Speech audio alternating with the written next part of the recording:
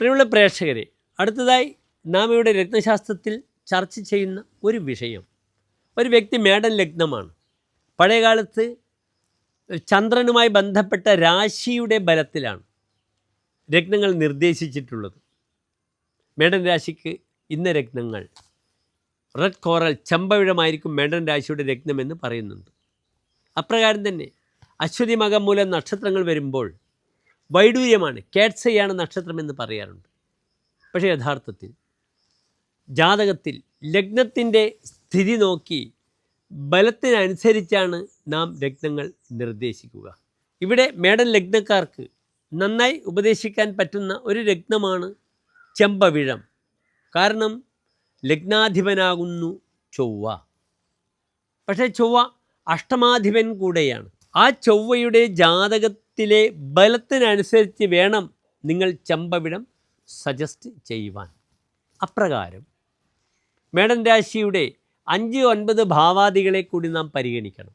5-ാം ഭാവം ചിങ്ങമാകുന്നു. ആ ചിങ്ങൻ രാശിയുടെ അധിപൻ സൂര്യനാകുന്നു.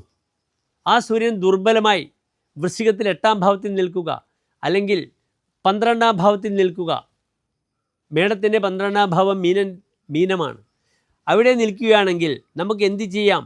ആ സൂര്യനെ, 5-ാം ഭാവത്തെ, ബുദ്ധിസ്ഥാനത്തെ, പ്രതിഭാസ്ഥാനത്തെ ബലപ്പെടുത്തുവാൻ നമുക്ക് മാണിക്യം സജസ്റ്റ് ചെയ്യാം.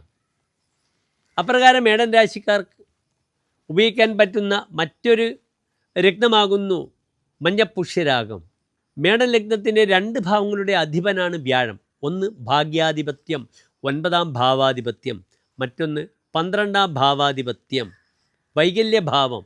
ആ വ്യാഴം അനിഷ്ടസനായി നിൽക്കുകയാണെങ്കിൽ നിശ്ചയമായും തങ്ങളുടെ ദൈവാധീനം, ഭാഗ്യം ലഭിക്കാൻ വേണ്ടി, കൂട്ടാൻ വേണ്ടി ആ വ്യക്തിക്ക് യെല്ലോ സഫയർ എന്ന മഞ്ഞ പുഷ്യരാഗമെന്ന രത്നമോ അതിൻ്റെ സെമി പ്രഷ്യസായ യെല്ലോ ടോപ്പാസോ അല്ലെങ്കിൽ സിട്രിനോ അല്ലെങ്കിൽ ലെമൺ ടോപ്പാസ് അല്ലെങ്കിൽ സ്മോക്കി ടോപ്പാസ് തുടങ്ങിയ ഉപരത്നങ്ങളെല്ലാം തന്നെ ധരിക്കാവുന്നതാണ്. നമസ്തേ.